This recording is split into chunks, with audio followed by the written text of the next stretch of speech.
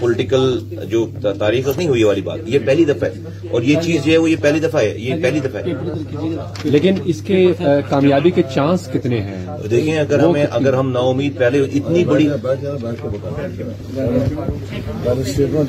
بسم اللہ الرحمن الرحیم، میں آپ سب کا شکریہ ادا کرتا ہوں اور ایم کیو ایم کے اپنے ساتھیوں کا شکریہ ادا کرتا ہوں۔ آج پاکستان مسلم لیگ نون اور ایم کیو ایم پاکستان نے ایک یادداشت پہ دستخط کیے ہیں جو دونوں جماعتوں کی کمٹمنٹ ہے کہ پاکستان میں جمہوریت کی مضبوطی کے لیے اور آئین کی جو اسپرٹ ہے پاکستان میں اقتدار کو عوام تک منتقل کرنے کی، ڈیولوشن اور لوکل گورنمنٹس، اس نظام کو جو تھرڈ ٹیئر ہے جمہوریت کی، مؤثر طور پہ اٹانومس اور امپاور کرنے کے لیے، تاکہ عوام کے مسئلے ان کی دہلیز پہ حل ہو سکیں، عوام کو ریاست کے ساتھ اس کی دہلیز کے اوپر وہ حقوق مل سکیں کہ جو ایک شہری ہونے کے ناطے سے آئین اس سے وعدہ کرتا ہے۔ پاکستان مسلم لیگ نون کا منشور بھی اس بارے میں اپنی کمٹمنٹ قوم کے ساتھ کر چکا ہے اور ایم کیو ایم کا یہ ایک دیرینہ مطالبہ ہے۔ میں سمجھتا ہوں کہ یہ ایک ایسی بنیادی حقیقت ہے کہ اگر ہم نے اس کو مزید تاخیر کی تو پاکستان میں جمہوریت بھی کمزور ہوگی اور جو شہری اور ریاست کا تعلق ہے وہ بھی مزید کمزور ہوگا، اور اس لیے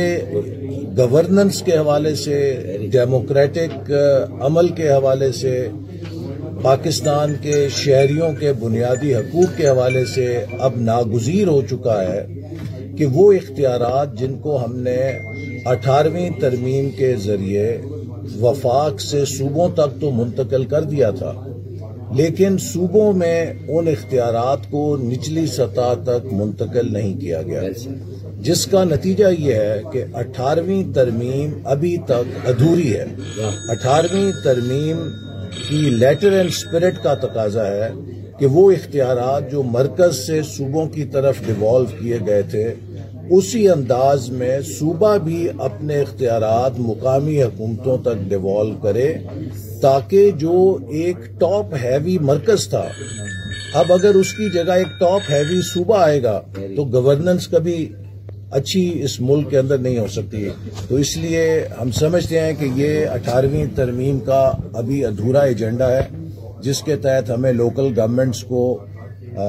خود مختاری یا اٹانومی دینی ہے، امپاور کرنا ہے تاکہ وہ اپنا کردار ادا کر سکیں، اور اس پر ہم ایم کیو ایم کے دوستوں کے شکر گزار ہیں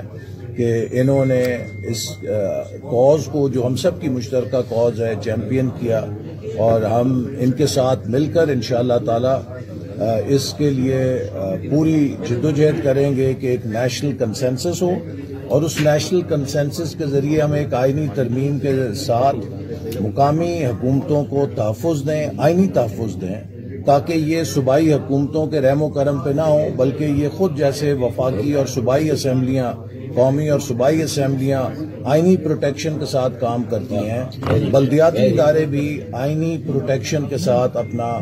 کام اور اپنا کردار سر انجام دے سکیں۔ اسی طرح ان کے جو مالی حقوق ہیں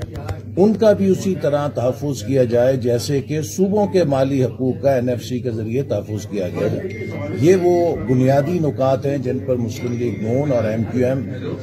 کا اتفاق ہے، اور ہم انشاءاللہ تعالی اس مقصد کے لیے جو ان کی آئینی ترمیم کا بل ہے اسے لے کر ہم سب مختلف سیاسی جماعتوں سے رابطہ کریں گے اور کوشش کریں گے کہ اس کو اتفاق رائے سے پارلیمنٹ سے منظور کرایا جائے۔ میں انہی الفاظ کے ساتھ ایم کیو ایم کے دوستوں سے